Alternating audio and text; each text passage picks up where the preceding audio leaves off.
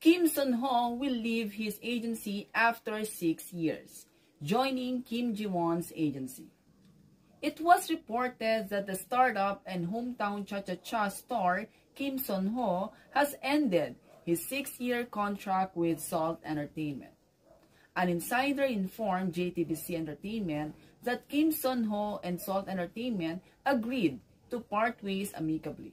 Salt Entertainment confirmed to Top Star News that Kim Sun-ho's contract with them ends in February 2025. They stated, "We support his future endeavors." It was also reported that Kim Sun-ho have received numerous offers but has decided to join Hyzeum Studio, led by CEO Wang Giyong. They both have history of working to each other through startup. Hyzeum Studio is also home